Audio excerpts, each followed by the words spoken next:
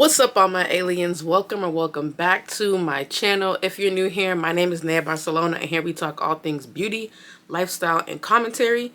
And as you can see by the title of today's video, I'm back with another commentary video. We are talking about this new America's Next Top Model documentary that, in my personal opinion, was crazy. And I'm sure a lot of people feel the same way that I do, so that's why I'm here, for us to discuss and really get into this. But before we begin, please bear with me, y'all, because your girl is starting to get under the weather. I don't know how this happened, probably because my mom was sick, but I got my tea. So we're prepared. We're well prepared. But this documentary, y'all, was an insane, crazy mess. So if you're here to talk about it, please hit that subscribe button and get locked into the alien fam. Also, hype the video up. Definitely hit that hype button because you only get 3 a week, and one of those needs to be for me. Thank you, thank you, thank you. But without further ado, let's just go ahead and get straight into this documentary. Now, if you have no idea what I'm talking about and you don't know what America's Next Top Model is and you're just kind of here for the fact of being nosy, let me tell you what it is. America's Next Top Model was a reality competition series that first aired in the year 2003. The whole premise of the show was pretty much to show the audience the behind the scenes of the modeling industry, while at the same time bringing an element of competition and reality TV all into one kind of compound show. Basically, they wanted us to see modeling, how to be a model, what it took to be a model, and making girls pretty much battle it out to get the #1 spot in the end. So this documentary opens with one of the most viral scenes ever from this series. And even if you've never seen the show before, you have probably seen this meme going around. I have never in my life yelled at a girl like this. When my mother yells at this, it's because she loves me. I was rooting for you. We were all rooting for you. How dare you?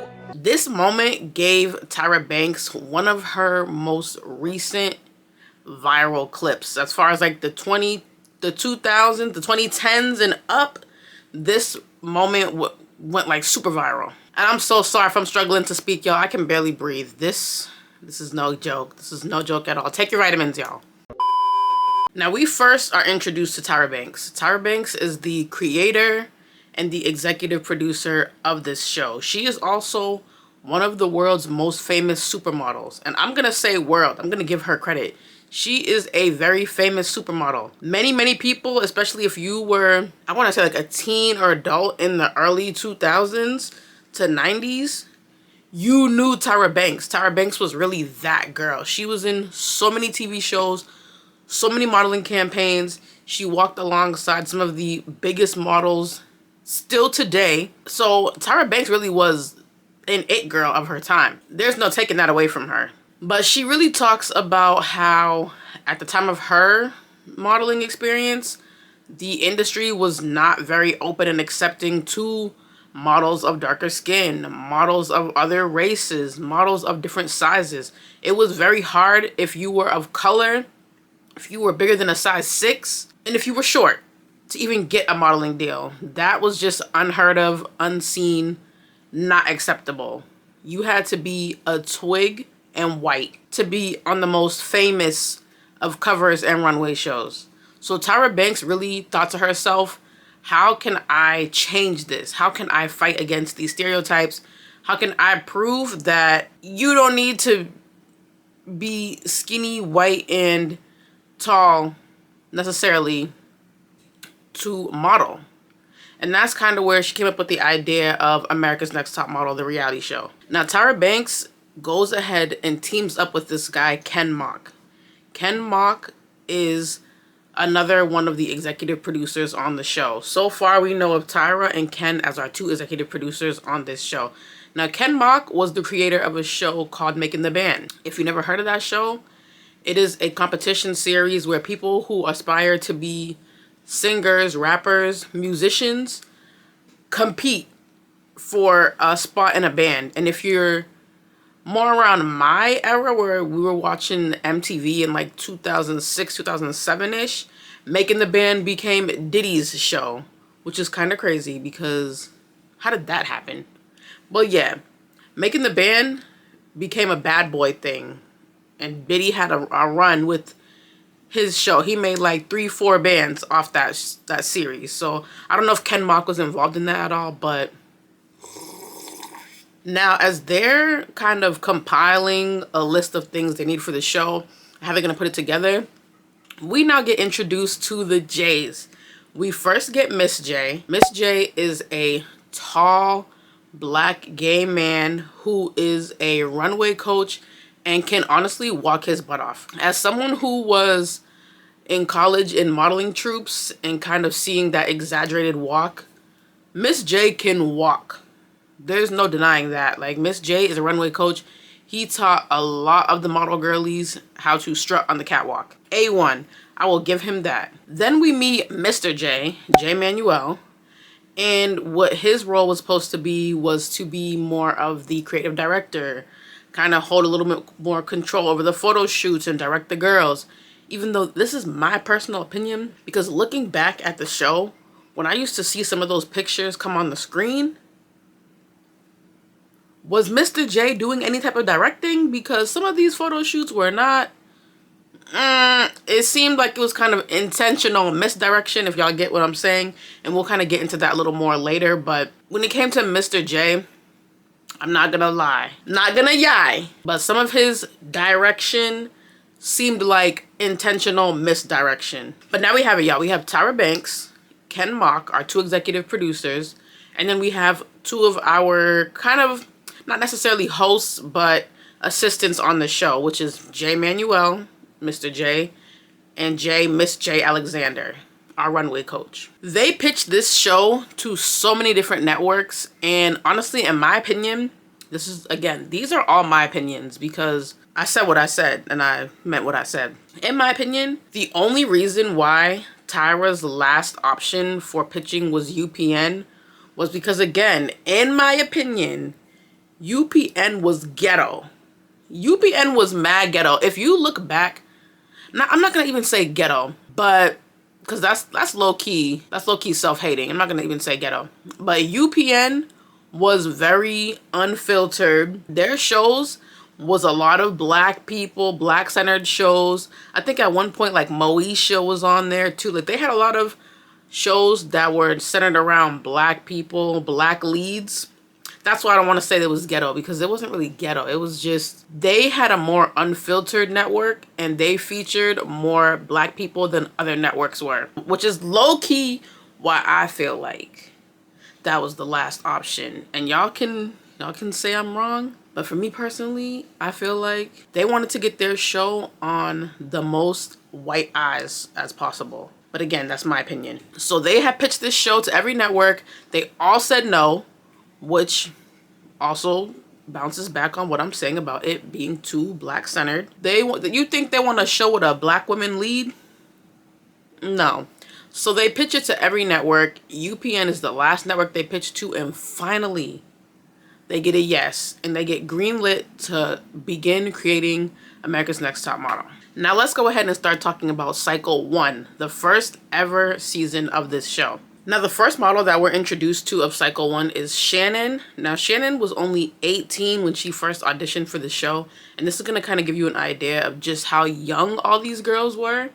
And then we also meet Ebony. Ebony was 24 years old, and she was a... Okay, well, let me rewind a little bit. Shannon is a white woman, blonde hair, 18 years old. Ebony is a black woman, dark skin, very short cut, with just like a little piece of hair right here, 24 years old, okay? Now, you may also know Ebony because she has also given us one of our most famously used memes today, which I'm going to put on the screen. It's so freaking funny because even I use this meme still to this day to express how I feel. But Ebony was a key, y'all. She was so funny.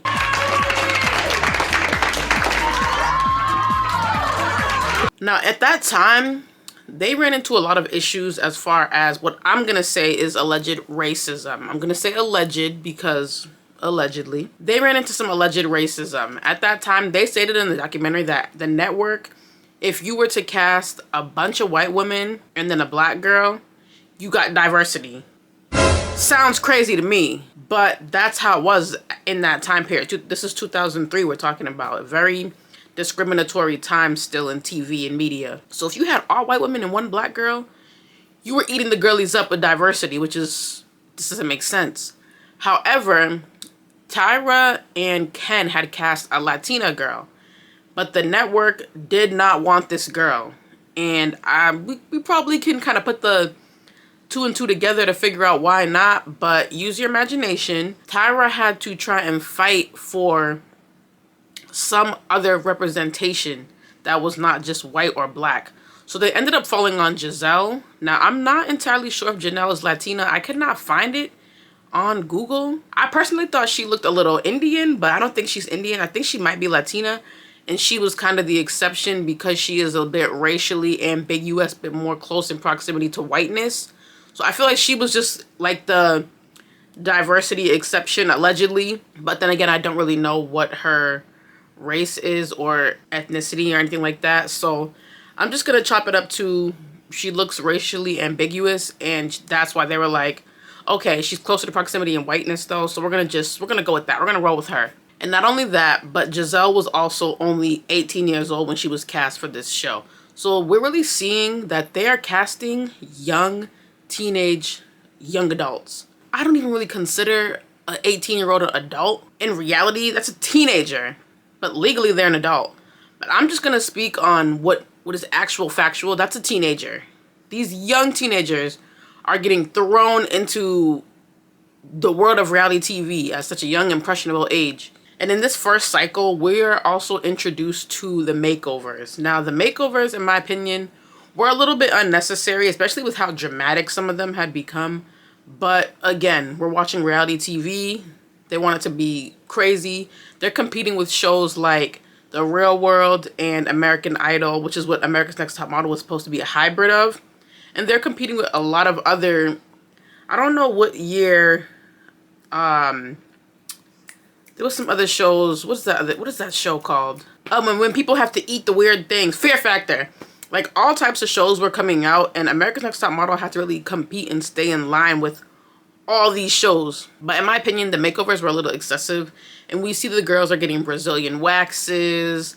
They're getting their hair changed. They're getting weaves sewn in. Like, it is actually kind of insane. And we even see with Ebony, the black woman that I told y'all about that had the really short cut with like a little piece of hair, Tyra was like, we're gonna just get rid of this one piece of hair right here in front of you, in front of your head, and that's your makeover. And so Ebony is sitting in the chair. It's a bunch of white stylists, and essentially they are just laughing over her head. That's what she said her experience was. They are just laughing at her. They're just playing in her what little bit of hair she has left. And they ended up giving her bald spots, 3 bald spots on her head, which is also wild to me because, Tyra, why would you not have somebody black in the beauty team? Like, one of the things she claims to have built this show for was to really uplift and build women of color, black women. And you're embarrassing the black girl on the first season of the show. That is crazy work. But we now also get a little more in depth into Ebony, and in this particular season, we find out that Ebony is a lesbian, and they kind of want to use her story to kind of make her black queer representation. And I don't think that was really necessary. But again, they wanted ratings, they wanted views. Ebony was young. She was 24 years old. 24 is still very young. That's not that old. It's still easy to not have everything figured out. Your mind's all over the place. Your brain isn't even fully developed yet. The part of your brain that makes sound decisions is not even developed. So I feel like they kind of just used Ebony's sexuality for a storyline, and I hate that for her, because I think we should have just like organically got to know her and got to know who she is as a person. I don't think we needed to build her storyline around her being a black lesbian. Then we also get to know the infamous Janice Dickinson. Janice Dickinson, in my opinion, is a terrible person. She should have never been allowed to come on this show. People want to claim, oh, well, that's how the industry is. They're going to be cruel to you. They're going to be this and that. So that means bring someone on here that is verbally abusive. I'm going to call it what it is. Y'all love to say people are sensitive and this and that. No, the lady was verbally abusive. She was calling these girls all types of names. And I'm like, I don't think most professionals in the fashion world are going to be speaking to the girls the way Janice Dickinson spoke to those girls. I really don't. And y'all can call it trying to build a tough skin or whatever you want to say, but I don't think Janice Dickinson should have been on the show at all. And especially with a lot of the girls in the show already having eating disorders, we touch upon Shannon, who did have an eating disorder in her cycle. And these models were pressured to just be so skinny, so thin, that they were going to extreme measures to look a certain way and be a certain way. They were wearing themselves out on the show. And you could see it as it's happening in real time on the show. And the fact that back then a size 6 is what was considered plus size is crazy, because with today's standards, a 6 is a petite girl. That's a small model. Now, once the first episode of America's Next Top Model aired, Mr. J said that he received a phone call from Iman and her husband. If you don't know Iman, she is a beautiful, gorgeous supermodel. And she and her husband told Mr. J that he really found his calling. They think that he is in the right space, and that show became a hit after the first episode. One thing I don't like about reality TV shows, though, is usually the people who are in the show, their first time watching it is with the audience. So they don't know what the heck they're going to be edited like or seen as. And production has been known to manipulate and play on editing for as long as I can remember. For as long as reality TV has been a thing. I have friends who have also done reality shows, and even they were like, yo, my edits were crazy. That is not even what happened. Like, production knows how to manipulate a show to sway the audience. That's why you can't believe everything you see on a reality show. And when it comes to shows that I see like Love Island and all that, I'm like, ain't no way some of this stuff really happened. Like how we won't even get into Love Island, but like how they made the audience react the last summer. I'm like, they really played in everybody's face, because I know those edits were off. I know they were off, but it is what it is. So when the first episode premiered, Giselle saw that she was really given a villain edit, and she was kind of made to seem like the one that wanted some pity. But nobody liked her for real. Like, they had quotes. We're going to give a quotation mark. Quotes from other housemates saying bad things about her that honestly were probably edited out of context. And it's unfortunate because, like I said, a lot of these girls are only 18. They are teenagers. What do teenagers do a lot of the time? Get in mess and get petty and be in drama. We are so lucky that social media was not a thing. Because those girls probably would have been beefing on Twitter, beefing on Instagram. Who knows? Like Chris Brown, baby mamas was beefing the other day. Those girls would have been beefing on Instagram stories. And not only were quotes from the housemates posted, but quotes from the judging was posting where they said she has a fat butt. I'm not going to be cursing in my videos. She has a fat butt or a wide butt. And yeah, it was wide butt. They said she had a wide butt. And that stuck with her. And when she first heard it, again, she was a teenage girl. Her body wasn't even fully developed yet. Most of our bodies are not even developed until like 25-ish. Or after you have a child, then your body is kind of coming into shape. But this girl thought at 18 she had a wide butt. Until this day, she says sometimes she hears those things in her head and thinks, oh my gosh, why is my butt so wide? And in my personal opinion, that is not constructive criticism. That is not anything that's going to help these girls model. If anything, you are tearing their confidence down. When they leave the show, they're not going to try to get gigs because now they think they have a wide butt. It's not conducive to anything that they're doing. And then we get into Ebony, and her story really frustrated me because allegedly they really used colorism, texturism, and racism to build her storyline, and it's messed up. That was so messed up. Like I told y'all before, we had the scene with the haircut situation where they gave her 3 bald spots. It was white hairstylists who you don't know how to cut hair off somebody's head. You want to play in somebody's curls and be like, ah ha ha, it's so funny, and then just give bald spots? That's wild. How are you a stylist? How are you calling yourself a stylist? Then not only that, but they then went on to say that Tyra called Ebony, well, Ebony says this in the documentary. She says that she got a call from Tyra and they told her, you know, the judges think you look ashy. Mind you, she didn't even look ashy. If you look at the show, prior to what scene I believe was the ashiness part, she didn't look ashy. So now they're saying, oh, you look ashy and your skin just not looking too good. And I'm just like, why are y'all being so excessive and ridiculous? So now they're telling her, you gotta grease up more, use moisturizer and this and that in the photo shoots and moisturize your body. And so when Ebony starts doing that, we now see in the documentary, we get a couple clips of edits from the models saying, oh, everything in the house is so greasy because of Ebony's new moisturizing routine. And I'm like, they kind of make it sound like her moisturizing routine just came out of nowhere. As if Ebony just woke up one day and was like, I'm gonna put cocoa butter all over myself and grease up this whole house.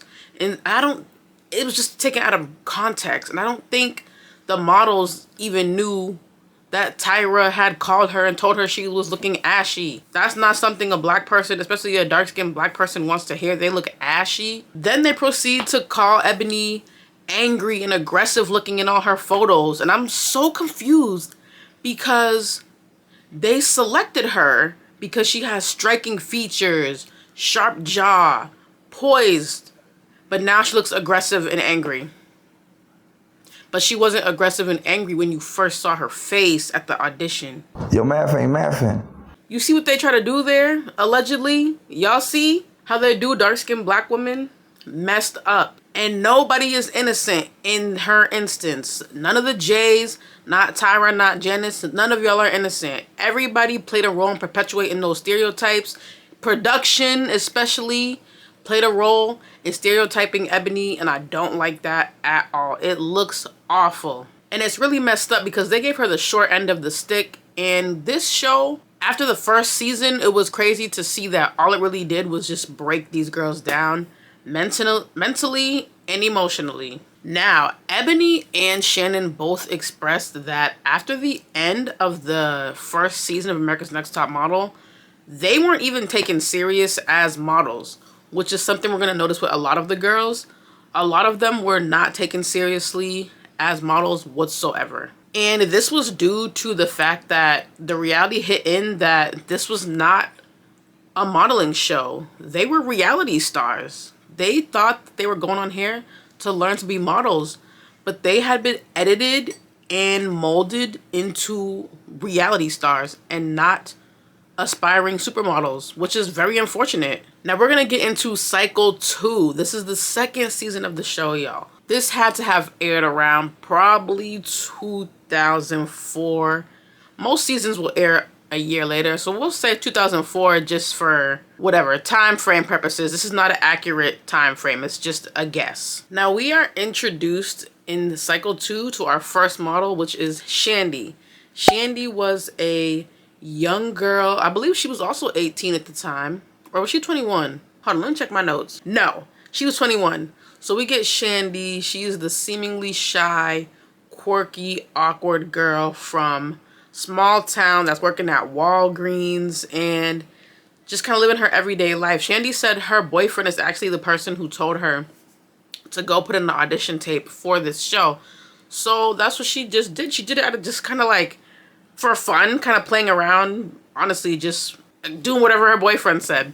So we meet her and she's supposed to be like this ugly duckling who transforms into the beautiful swan. That's what her storyline is supposed to be. And we now finally get Mr. J taking a smidge of accountability. I'm going to say a smidge only because of this reason here. He says that he can admit he was definitely wrong during those judging panels and he was very, very harsh and very, very rude. He does not like how he was at that time in those panels, but it was Janice Dickinson's fault. You were a fully grown adult. You don't need to let another adult's emotions and actions overpower how you act. And he pretty much said Janice Dickinson was just so negative and she just took over the atmosphere with her horrible personality, her horrible words, her mean actions, and that at some point the network needed to hire someone who could kind of counteract and counterbalance her rudeness. So then they bring in Nigel Barker. Nigel Barker, I actually really liked him on the show. I don't really think when he first got there played too much of a role into like the behind the scenes aspect as much, or like had much say in anything. He was more so like the photographer. Sometimes he would be on the judging panel. But they wanted him to come in as the sweet, straight man, the sweet, straight British man who could kind of tone down how vile Janice Dickinson was. Which I think was just so stupid. Just get rid of Janice Dickinson. Why do we need... Just get rid of her. Okay, in the next couple scenes, we see just how this show would try to break these girls down. As the girls were at the house, they brought in a psychic. Now, we're still on the topic of Shandi, because Shandi was kind of like a little bit more of like a sensitive person. And I guess they get... When you audition for these shows, I feel like they ask you a lot of questions and they take note of everything so that they can play on that once you're actually being filmed and on the show. So Shandi came from a small town, not too much affection in her family, not the best relationship with her family. And so they tried to play on that and bring in a psychic. Basically somebody who read all her information before they got there and try to play it up as if they were a psychic. That was a fake psychic. That's what I'm gonna say. That was a fake psychic. They bring in this lady to act as a psychic and kind of try to pry an emotional, teary reaction out of Shandi by saying, oh, did you not get a lot of love at home? And now Shandi's crying. This is evil. And this is how they kind of try to build her storyline. It's the girl who doesn't get any affection, who's lonely and ugly and just, you know, this is the story that they try to give her. Now, this is the first season that takes the show abroad. They go to Milan, Italy. And now we're going to talk about some heavy topics here. So if you don't want to hear about SA, grape, or anything of that matter, if it's triggering to you, we are going to add a timestamp on the screen and the description box. You can click on it and just fast forward to the next part. Here we go. Let's get into it. The show goes to Italy, okay? They do some photo shoots. They go do these things called go-sees, which is when a model brings her portfolio with her and goes to different modeling agencies and tries to get a booking for either like a show, for a talent agency, for a campaign, whatever. The model is just trying to get a job, trying to get booked. Now, there were these Italian men there on scooters who were taking them to all of their go-sees. After the go-see thing ends, they don't really specify if it was production who asked or a girl, a model who asked, but someone asked if it was okay for the men to come back to the house. Now, allegedly, all the women in the house agreed to this, but again, these are young girls. They're 18 through maybe, I'll say 25 max. I don't remember the highest age of season 2, but I'll say it's maybe 25 max. 18 through 25. These are young girls in Italy. Maybe most of them were overseas for the first time, just trying to have a good time. Of course, they're going to invite boys back. How old were these men? I don't even know. I couldn't tell you. But we get to a scene and Shandi is explaining what's happening. And she is pretty much telling us that she drank approximately 2 bottles of wine to herself. She gets extremely intoxicated. She's in the hot tub. Her and the boy are engaging, interacting. They're flirting, kissing, whatever the case may be. And at some point, Shandi goes to get in the shower. Now, the man goes and gets in the shower with her. Then she says all she remembers is nothing. She had blacked out. She doesn't remember too much. She said she knows that there was intercourse happening, but she couldn't really feel intercourse, but she knew it was happening. She just remembers the man on top of her. And she was so drunk that she was pretty much blacked out, just in and out. She doesn't remember anything. And in my opinion, production should have stepped in. They should have stepped in. And this is where we're going to end episode 1, y'all. We're going to get into episode 2 now. Now, episode 2 begins picking back up on Shandi's story in Italy. And we get a little bit more detail. Again, I kind of mentioned it just a couple seconds ago where she just recounts being in the hot tub, then to go to the shower, then there's a man on top of her in the bed. And me personally, I feel like they in the show tried to downplay it instead of calling it what it actually was. I don't even remember if they had even mentioned SA as a term, but I personally saw that situation as grape. I might have to bleep the word even grape because I don't know if YouTube will kind of strike me or not. So maybe I'll just bleep it the second time I say it. But I don't like how they downplayed that situation to seem like that is not a super traumatizing event. Shandi is also on screen in tears telling that story, even though it's been 20 years, 20 plus years since that happened. She is crying on screen. That is a very traumatic event. And I feel like the documentary downplayed what actually happened to her. Everyone may not feel this way, but I definitely do. And when Tyra is asked by the interviewer if she remembers Shandi's story and what happened, she literally takes no accountability. Zero at all. And her response shows also that Tyra did not play a serious role in watching back these episodes before they went to the TV screen. Because if you're gonna sit here and tell people that as an executive producer, production is not your territory, why exactly are you executive producer? And this just goes to show that maybe she didn't play as big of a role in production as people want us to think. It's just on her name. She doesn't actually physically do any of the work.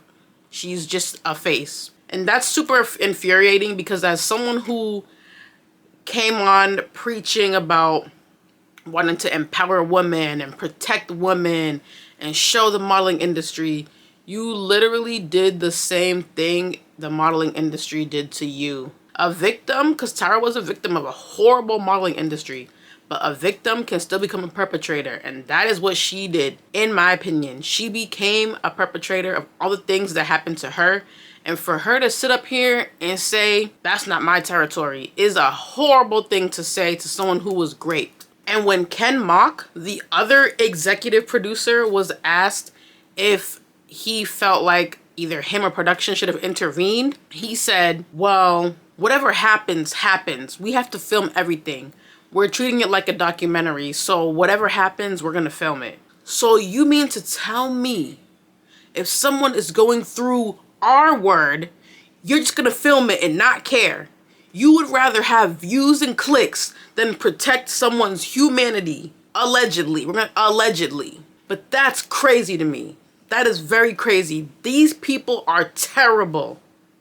Because what do you mean? We're gonna watch you just get assaulted and we're just gonna document it because we have to. Are you dumb? And I'm honestly surprised that none of the models stepped in either. But then again, they also could have been either very intoxicated or production told them not to.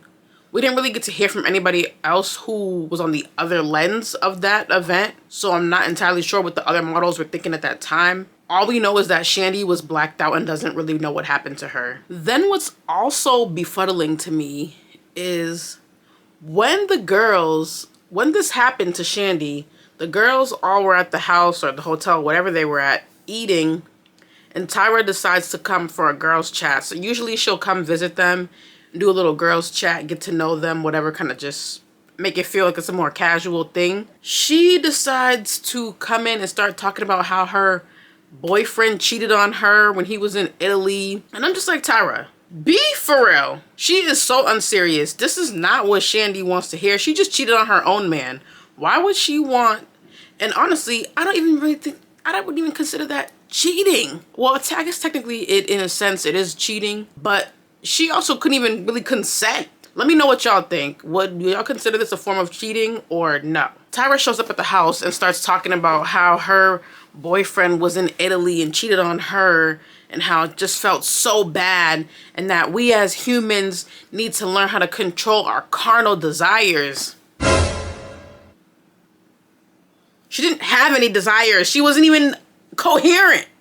What are you talking about? What are you actually talking about, Tyra? And this is why I'm just like, she is so unserious, because why would you go in there and start victim blaming? That's what it felt like.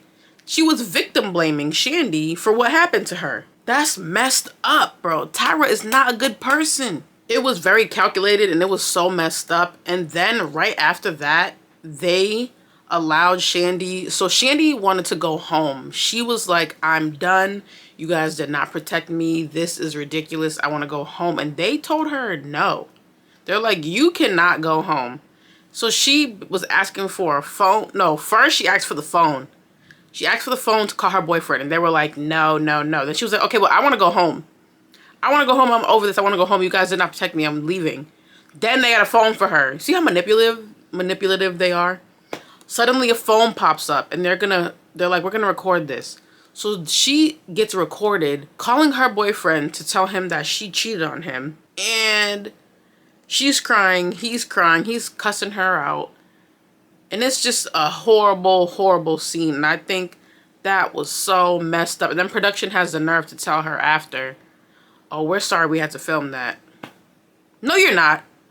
So at the end of the day, you get a paycheck and you get to go home. You're fine. You don't mean that. And Shandi expressed that her relationship with her boyfriend, even post-show, never worked out because the people on the internet were slut-shaming her so bad and blaming her so bad that her boyfriend just couldn't take it and they went their separate ways. And I think that's just awful. That is so awful. People need to also just, like I said earlier, we don't even know what actually happens. They claim they edited out a lot of that scene. Do I even want to know what the full scene was? No. Because they released one scene and then the Janet Jackson thing happened at the Super Bowl and they had to edit it and scale it back down to something a little more TV friendly. TV friendly, because that's never friendly for television. All I know is that production, Tyra, and Ken gotta pay for their crimes. Now the show began to get a lot of popularity. I mean, it was going global. It was getting huge. People were asking for more seasons, according to Tyra. So, yeah, I'm gonna let her have that. Because me, I was like 9. I was not asking for more seasons. And if I was stupid. I was a baby. I was not asking you for no more seasons. Tyra tried to say, y'all were asking for it.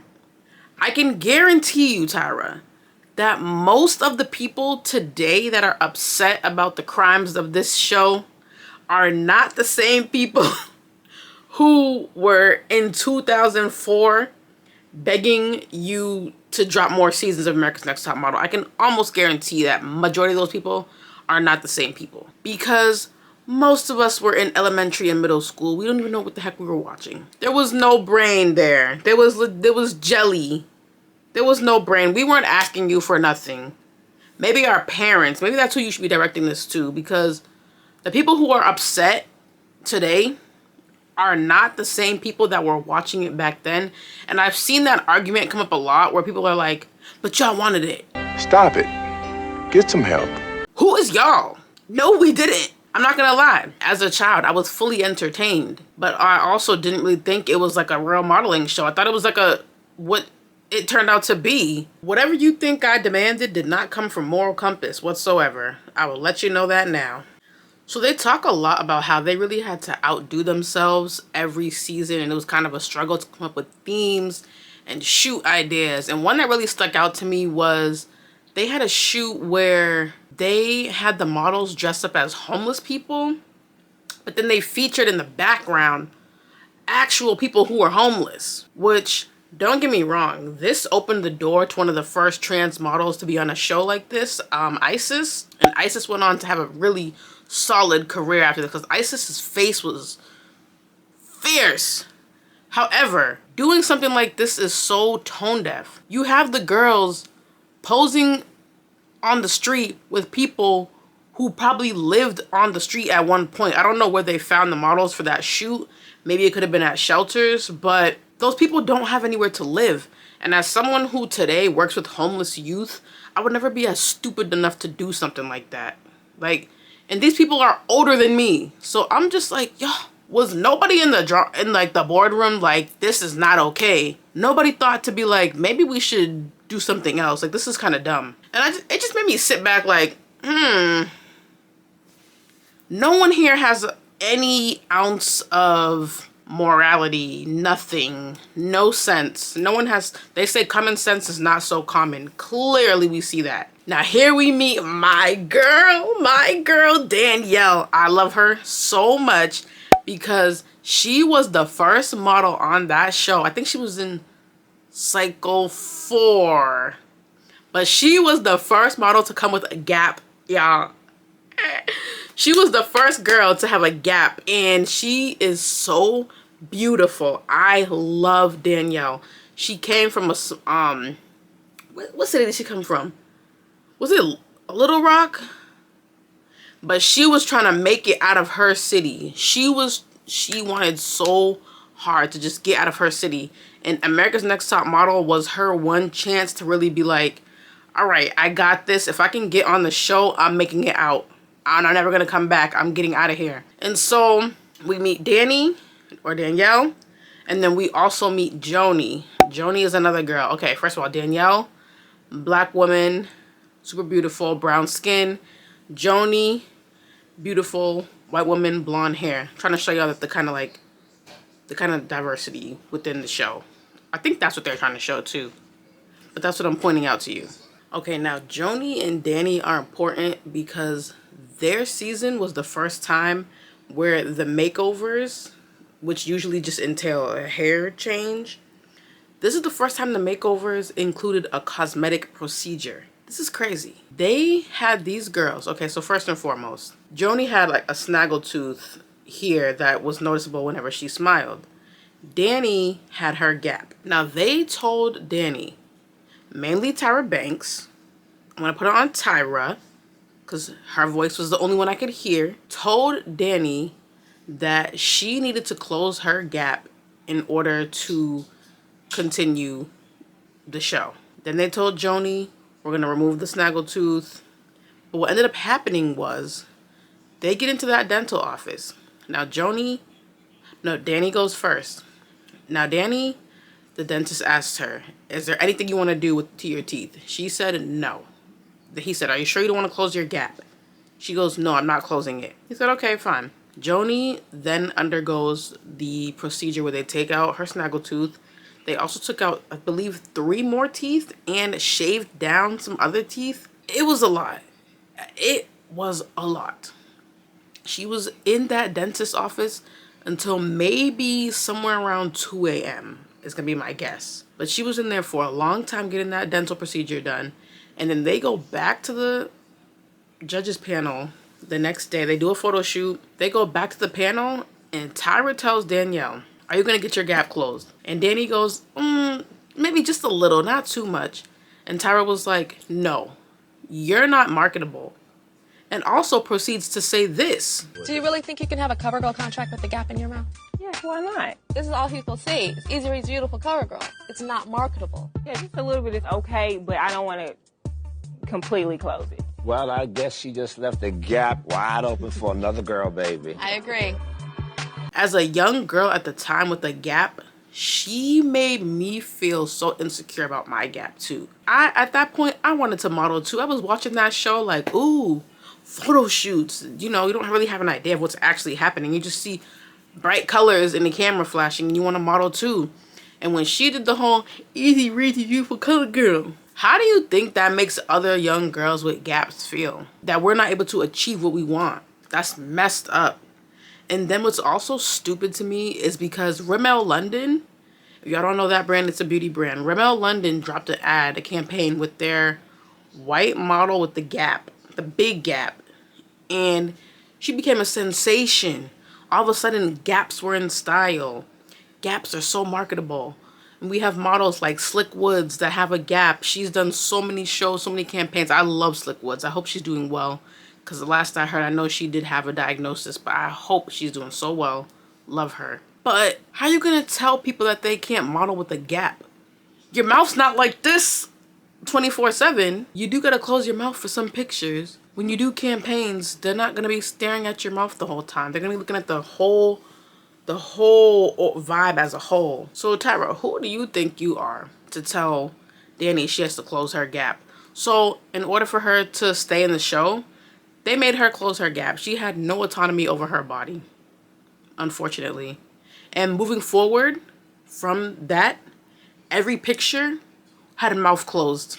And she barely did any speaking campaigns.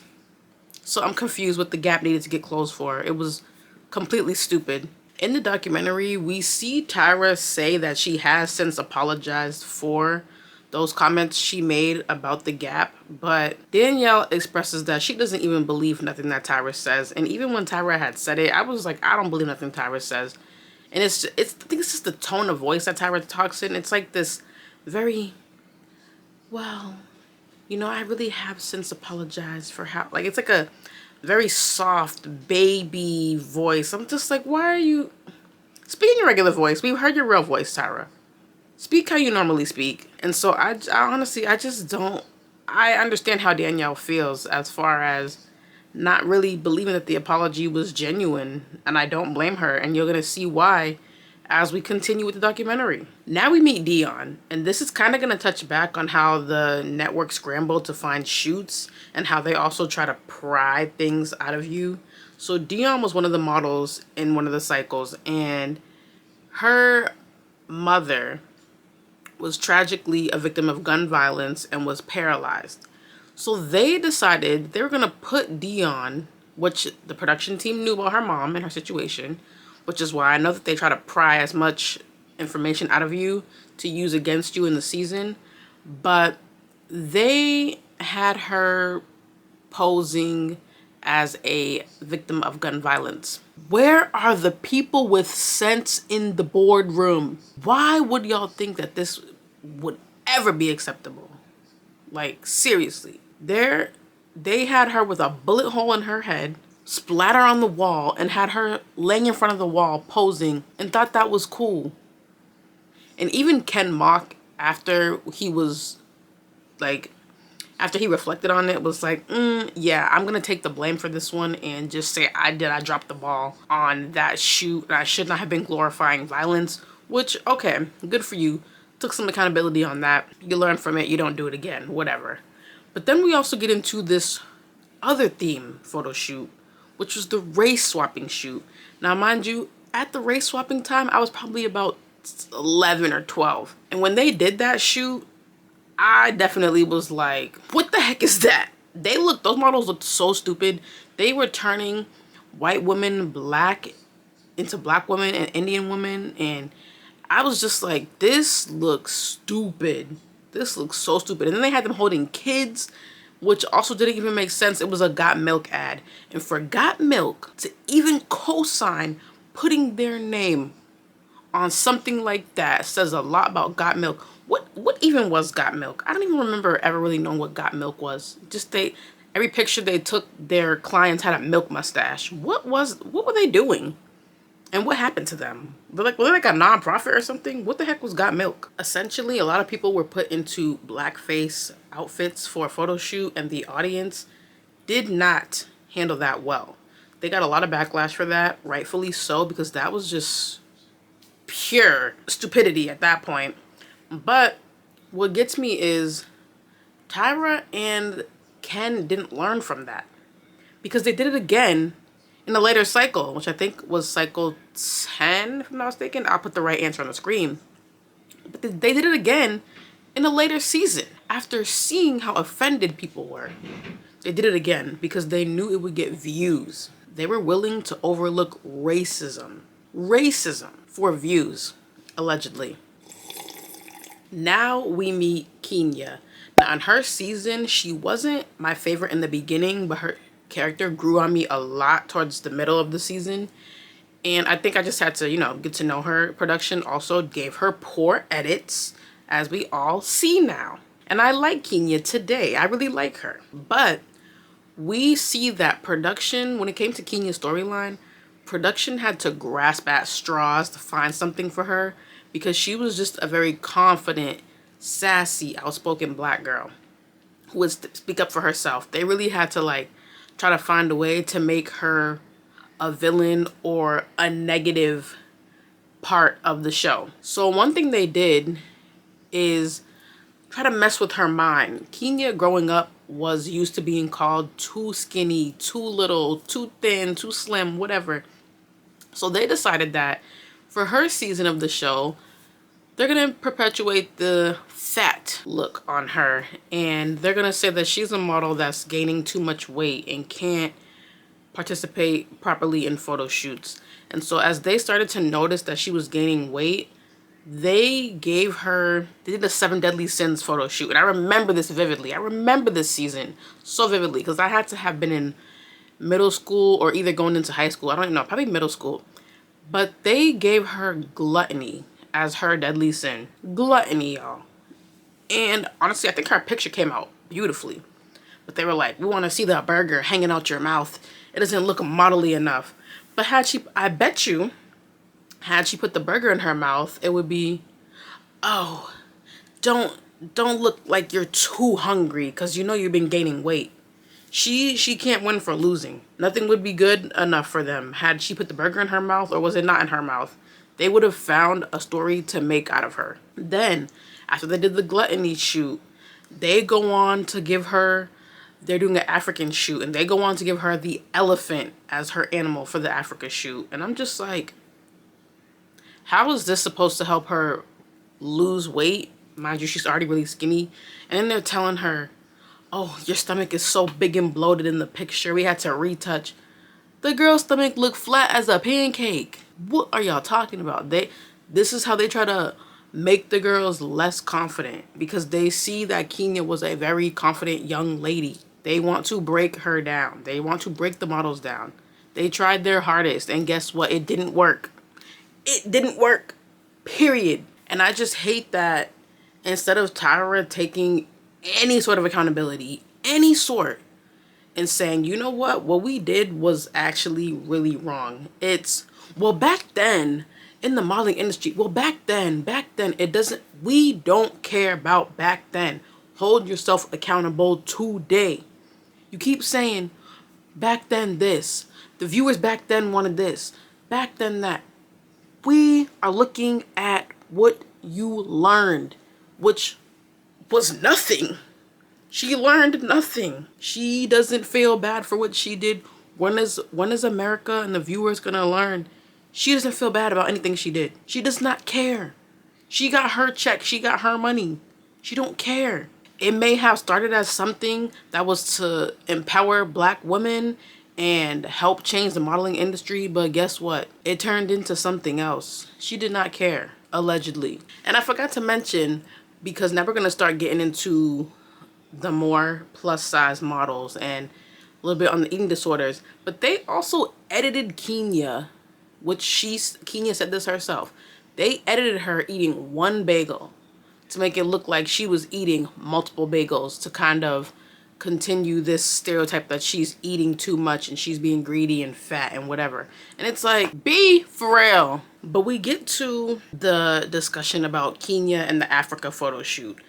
At the photo shoot, they were supposed to model with male models. Now, there was one dude on set who was flirting way too heavy with Kenya, and she was pretty much trying to keep it cool and, you know, be like kind, but at the same time set her boundaries and be like, you're doing a little too much, relax. And this man, when it's time to shoot together, this man is moaning in her ear. He's grabbing on her, groping her, making her feel uncomfortable.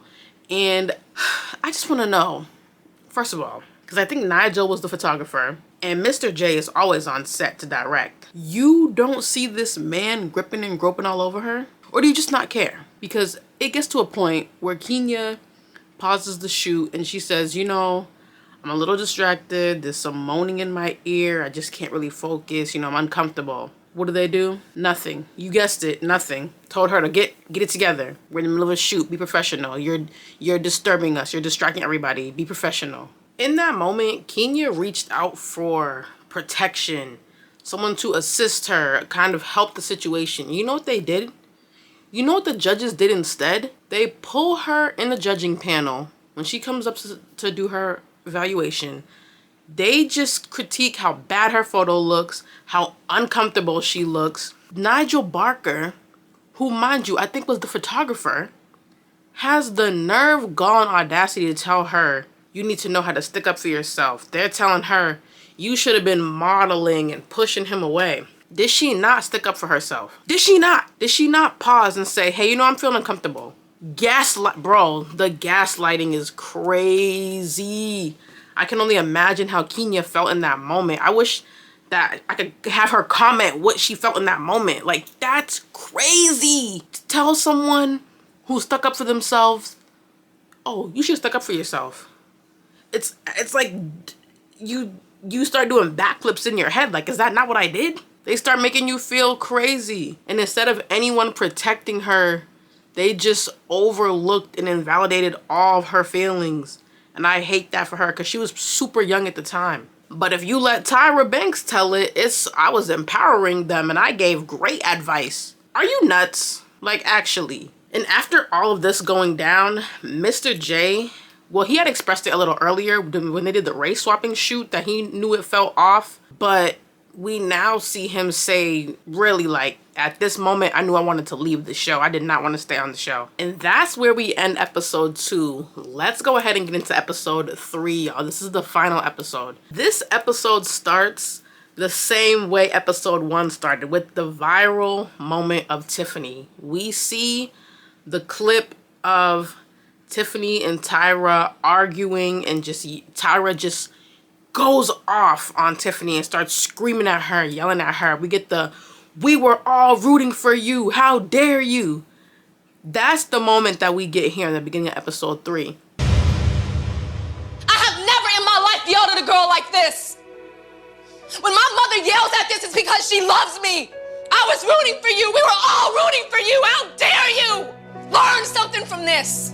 And how this all started was because we meet Tiffany. She was a girl who got cast for the show in the earlier cycle, but due to her anger and getting into fights her first season, she got sent home.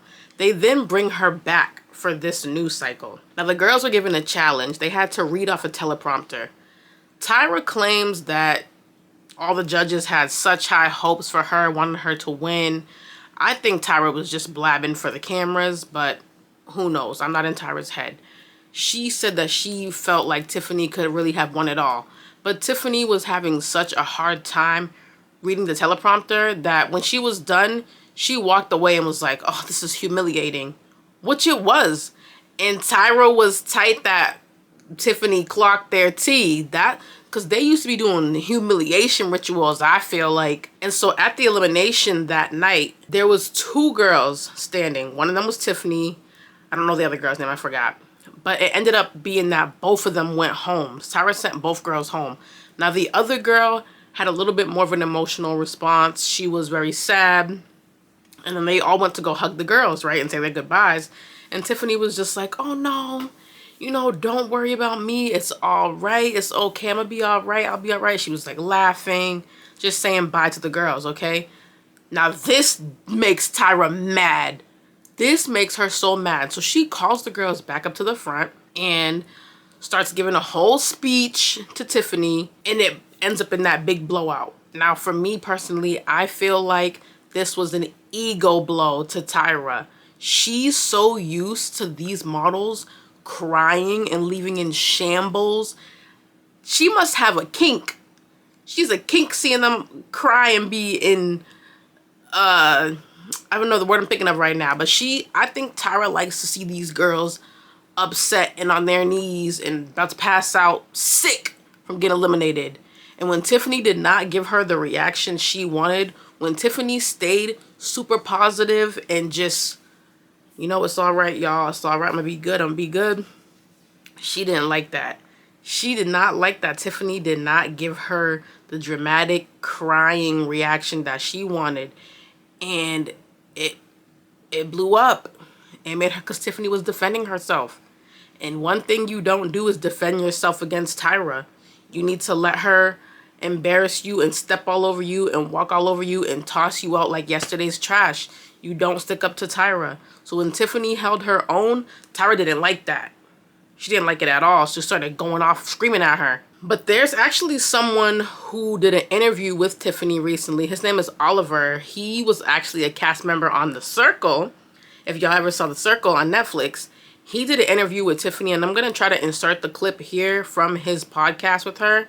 Hopefully it doesn't get copyrighted. I just want y'all to hear what actually went down, because they said a lot of that footage was edited down because Tyra was talking crazy. And I am going to give y'all that little, like that 10-second clip of what else Tiffany said Tyra said to her.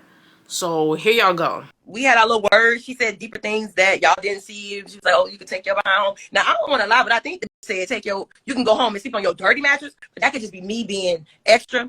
But she did tell me you can go home and sleep on your mattress with your baby, your newborn baby, and she said a lot of deeper stuff. You know, when you arguing. And the real irony of this whole scene where Tyra's on the show yelling at Tiffany is that she screams at her that she needs to take responsibility for herself. Pot, meet kettle. They also allowed Nole Marin, who was also in the room at the time, they allowed Nole Marin to give his opinion on it. And this man shows up with a puppy in his arms. That's when I knew, oh, this is the most unserious documentary ever. No one is taking this thing seriously, because why is this man here giving his commentary on the Tyra Tiffany debacle holding the little chihuahua? Now, Tyra claims in the documentary that she was going so hard in that moment was because she was just screaming for all of the strife and problems that the black girls go through. She was just releasing it for all of us. I don't believe that. I don't believe that for not one bit. Not one bit. As I said before, it was a blow to her ego. She didn't like a model defending themselves, and it ticked her off. It ticked her off so bad. But we now start to talk about Mr. J and how he's feeling, and he expresses in the documentary that he started to develop two personalities.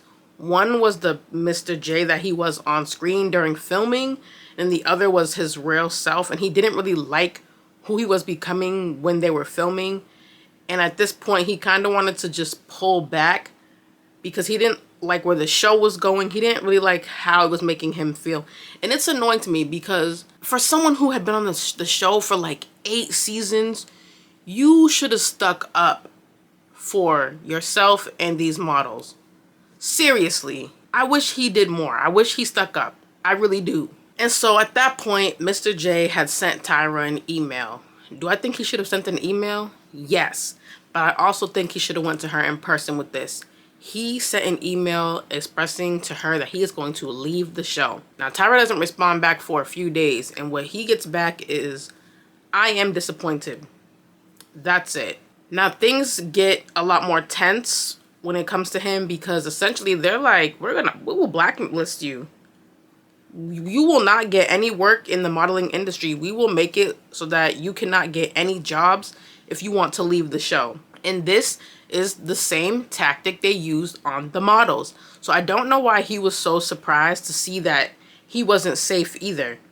If they could do this to the girls, they could do it to you too, Mr. J. You want to walk? There's going to be a consequence. And it's the same with the girls. They would do the same thing to the girls. If they didn't want to do something, it was a consequence, or it was you're going to get sent home. There was threats. It was always threats. Nobody was safe. And his relationship with Tyra went from being friendly to strictly co-workers. He went into work to film the next season, and Tyra said nothing to him unless they were filming. If it was off screen, zip, zilch, nada. Only on screen interactions. And it was becoming apparent that, like I had mentioned before, it was becoming apparent that the models were taking horrible shoots. Mr. J was not directing. He was not directing anything. You could watch the show and see he was barely directing. Maybe a girl here and there, but he was barely giving direction. But now that the network wanted to kind of up the ante and create a little more drama, they wanted Mr. J to kind of lean the girls into their storylines. Whatever narrative they wanted to paint about the girls, they want Mr. J to kind of mold them into that. And Mr. J was like, no. Well, he didn't say no, but he started to actually be present with the girls. Like, he was trying to get them their best photos possible because it was becoming apparent that they were intentionally picking horrible photos. And shout out to Jade for calling them out on doing her worst take. But they were intentionally picking out horrible photos of the girls to fit their storyline, to fit who's getting eliminated. And even Nigel Barker had said, there was some weeks where I thought the wrong girl got sent home. But no one stuck up. No one fought for these girls in the judging panel. And if you really wanted to see ratings, having the judges duke it out over girls in the voting room would have been where the tea is at. But no one stuck up. They just let these girls go home for no reason. These girls were confused. They thought they were doing a good job, and then they just get sent home. That's terrible. And I wonder if any of them thought the wrong girl ever won a season. I really wonder. No one really mentioned that. But I do wonder, do they think a wrong girl won? I would love to know. And once the girls went home, they never heard from ANTM production ever again. They were literally just guppies thrown into a pool of sharks. No guidance, no follow-up, no thank you, no nothing. Just sent back out. And Kenya in the documentary expressed that when she got home and she was trying to book gigs, she couldn't even use her pictures from the show. She couldn't use any of her photos because they were too costumey, too character-based, not enough professionalism. And that's wild to me because y'all are wasting these girls' time, got them doing all these shoots, and they can't even use it in real life to book jobs. They have to go home, spend their money now to book the proper shoots to get jobs. Now, I'm not entirely sure what Kenya's been doing these days, but I know one of my friends did a shoot with her. And so I guess she's still doing aspects of modeling, maybe some photography. I'm glad. But it's like Tyra Banks and production, Tyra Banks and co. wasted all of these young ladies' time because they left there as reality stars, not models. And they couldn't even use those photos to book anything. Now, this story here really hurt me because it was about Danielle. Now, y'all know Danielle was my favorite winner. It was Danielle, then Jasleen. Those are my top two faves. But Danielle's story really hurt me because, as I told y'all, I resonated with her a lot because we had gaps. And they already told her on her season, her gap's not marketable. She won't be able to model, whatever. So when she got home after the show, she ended up moving into a modeling house, signing with the agency and moving into a model house where they were getting gigs. And she felt like basically the black sheep of the house. She also lived with Chanel Iman. If y'all know Chanel Iman, she is a very famous supermodel. She's done Victoria's Secret shows. She's done campaigns. She used to date A$AP Rocky. She is a very well-known, prominent model. I don't know if she's still doing much modeling today. She may be. I'm not really sure. I don't really follow her on social media to know. But that girl is gorgeous. And she can model her butt off. But she lived in a house with Danny when they were both first starting out. And when she would go out to get castings, there would be nothing there for Danny. And when Danny asked why is that, Chanel told her, well, they told me not to bring anything for you because you got to be treated a little differently because you weren't America's Next Top Model. Like, what? They never saw her as a real model, and that's messed up. And years later, Tyra has the nerve, gall, and audacity to apologize to her and tell her that she knew there would be a lot of doors that wouldn't be open to her despite her being on the show and all of that. Despite trying to get gigs, there's going to be things that she couldn't do, and Tyra knew that the whole time. The whole freaking time. And didn't even assist her, help her, warn her, nothing. Absolutely nothing. Now we also see some more of Tyra Banks' self-serving behavior as she starts the Tyra Show. I don't remember what year Tyra Show began, but I think she was doing both at the time, Tyra Show and ANTM. And on the Tyra Show, she invites a bunch of the models to come be guests on her show. Now backstage, Shandi was asked about the moment that in her season, that episode that she was in where the incident went down. And Tyra asked her about it, and she was like, honestly, I haven't seen it. I don't want to see it. I just don't even want to deal with that right now. So guess what Tyra does? Brings Shandi out on stage and tells the whole audience, all right, y'all, let's watch the moment together, and puts it on the screen. Shandi turns her head and doesn't watch it. Tyra then has the nerve to ask her, so why didn't you watch it? Because she just told you backstage that she hasn't watched it and doesn't want to watch it. Why would she watch it? She experienced it. She doesn't need to watch it. She was there. And this just goes to show you that Tyra does not care about these models. She doesn't care about empowering a woman. She just cares about her views, her clicks and her rating. That's it. She does not care about these models. And I really used to like Tyra Banks back then, but when you watch this stuff from a mature adult lens, Tyra Banks was not that great of a person to be, let's be real, let's call a spade a spade. She was not a good person. Now, as the show progressed and went on, the owner of UPN stepped down and a new person came into play. This person then called Tyra Banks and was like, you need to get rid of the core of your show. You need to go fire Nigel Barker, Miss J. Alexander, and Mr. J. Manuel. All three of them have to go. Which I think was just so stupid because they were what made the show. And I think this was an intentional move by the new president because, as I said a little earlier, a black-led show that's actually doing well, woman-led, oh, no way. Can't have that. Definitely can't have that. And I think this president allegedly, again, these are my opinions, also allegedly, this president knew that if you removed those key members of the show, it would tank. And that's what happened. It literally tanked. The ratings were beginning to go so low. Now, the four of them had agreed to put out a press statement and just, you know, kind of gracefully get the Jays and Nigel off the show. But there was a leak on page 6 that revealed what happened. And this kind of just exploded in everyone's face. And what they think happened is that Tyra just was trying to save herself. She leaked it to save face. And they were all supposed to make a statement, but only Tyra made a statement via Twitter, kind of being apologetic. But Mr. J said he didn't really believe that, and he thought it was super messed up. And so now that the show is tanking without the cast, they're trying to find ways to stay afloat. They are scrambling to stay afloat. So now Tyra's bringing in short models.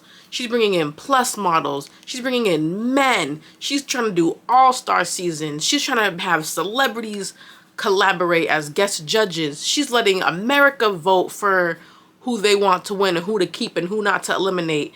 Like, it's getting to a point where the boat is sinking. The boat has a gaping hole and nothing that they do can keep this boat afloat. It is going down.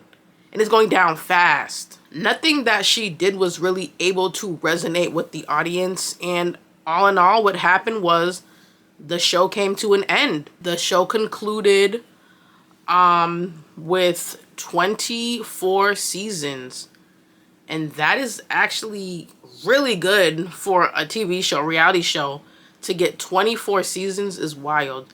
And we also talk about what everyone is doing since the show. I'm sorry, y'all. My notes got all messed up and I don't know where the heck all my notes went.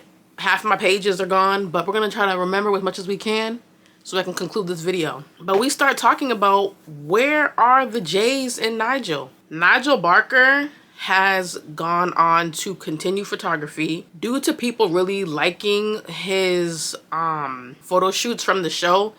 He's gone on to do a lot of shoots. He did a whole book with Taylor Swift. He's gone on to continue his photography work. He really didn't know what he was going to do afterwards, but he managed to, you know, keep his business going. Mr. J went on to be a host on E! News. He was a TV personality. He continued to work and, you know, do some of the like creative direction that he was doing.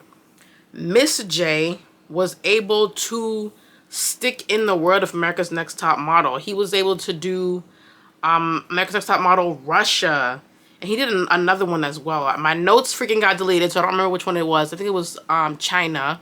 If I'm not, was it China? I don't know, but he did 2 other spin-offs of America's Next Top Model.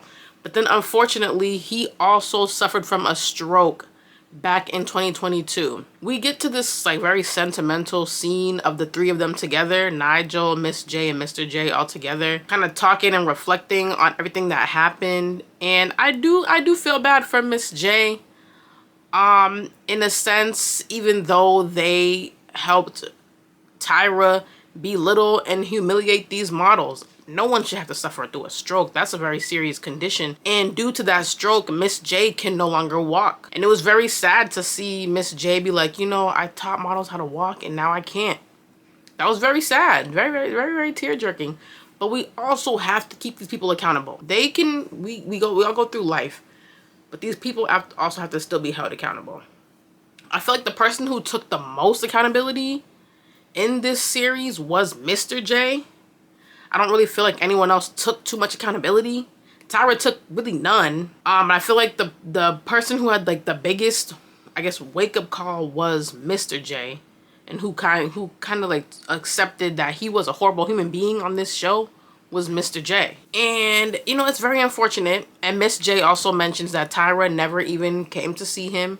Just sent a little text message saying, "Oh, I might come." But that was about it. They didn't really get much in-person closure from this series of events. We then go on to see, what is Tyra doing now? Where is she? Tyra has evaded all accountability and has moved to Australia. That lady said she's leaving the country. She's going to the other side of the world. She has left and gone to live in Australia. I know she had a child. She also started her own ice cream business. Very random. Don't know why she did that. But she didn't take accountability for anything that she did. I don't think she really cares what she did. And that is also because she wanted to go ahead and soft launch season 25 of the show. What? I am so confused. What? You just did a whole interview where we have talked about people getting assaulted, raped, belittled, developing eating disorders, all this stuff, and you have doing blackface. You have the nerve gone audacity to say this as your closing statements. Are you serious right now? And that's how I knew. When Tyra said that, I said, oh, this is unserious. This is just for views, for ratings. They don't actually care about what happened. They don't care what happened to these models for real. This is for views. This whole documentary is for views. This was a way for Netflix to platform someone that is detrimental to women, especially black women. You just platformed somebody that is harmful, allegedly, in my opinion. They don't care about what happened to these models. Because for you to really sit up here and be like, you don't know what we got in store for season 25. Girl, we don't want that. Well, I don't want that. I don't know about y'all. There's going to be some people around who do want that. They want a season 25. And in this day and age, those models will get ripped to shreds. And I don't mean by the judges, by social media. If you do a season 25 and they're doing anything that was like those past seasons, social media is ripping those people to shreds. Did y'all not see what happened to the Love Islanders? As I mentioned earlier. No mercy for the people that are going to be on America's Next Top Model Cycle 25. And if you do audition for that season, knowing all this, I'm going to pray for you, because you are just asking for some trauma in your life. You might just be doing it for the plot. I don't know, but you are asking for a bad time and a lawsuit. And hopefully nobody picks it up after watching this documentary and seeing how bad of a reputation it gets. And there's a new documentary coming out with Jasleen in it. I can't wait to hear from her, because, you know, she won. She was my other favorite winner besides Danny. But Jasleen's going to be in that. And Janice, well, I don't think anybody wants to hear from her. Like, horrible lady. And she's still on TikTok allegedly to this day being a horrible lady. So I don't really want to hear from Janice. I want to hear from the models. There's a docuseries coming out that features an episode with America's Next Top Model coming sometime in March. So we'll probably be talking about that too. But overall, I just feel like this was a joke to them. It was a joke to Tyra. I don't think it was a joke to the Jays or Nigel, but it was a joke to Tyra. It was a joke to Netflix. It was a slap in the face. It was just a, let me give y'all something to talk about. It was so unserious. And I pray for the models, because I hope that they can heal from whatever they experienced on this show and just move forward, especially with Shandi. I do feel really bad for Shandi, and what she had to go through and endure, and how the response was from the people who are responsible for it. To be real, they're responsible for that, and they just diminished her feelings. I feel very bad. I hope that Shandi can heal from this and live a very great, prosperous life. Now, I have been seeing some hot takes on the internet from the viewers, and I'm just gonna come on here and talk a little bit about those because I saw one post that was so stupid. It was like, y'all could watch baddies on Zeus, but you hate America's Next Top Model now. What people that are watching baddies are mad about ANTM? First of all, I think Zeus Network is criminal. That network needs to go. They make black women look so bad. And it's crazy that they are platforming. Zeus will platform anything that's toxic and that looks ghetto. They perpetuate a lot of stereotypes about the black community that I don't like. And they make it look like black women are just demonic. But Zeus Network, we're not even going to compare that to ANTM because that network is so bad. And me personally, I don't like either one. I don't like what America's Next Top Model did. And you couldn't pay me. You couldn't pay me to subscribe to Zeus. I saw another person post, and I think when people have this take, they sound absolutely ridiculous. Y'all finna act like you didn't tune in every single week to watch Tyra Banks. The sudden outrage 20 years later from people who were fully locked in every week. It's a little funny. You didn't object then, you were entertained. This take right here is always a stupid one to me, only because, do you hear yourself? 20 years later, a lot of the people who are complaining are in the age range of maybe, I'll say 25 to 35, which means 20 years ago, they were 5 and 15. Use your brain! They were 5 years old through 15 years old. Majority of the people that are complaining today. You mean to tell me that a 15-year-old was supposed to know how wrong this was? Or have some type of like discernment to know everything that was wrong?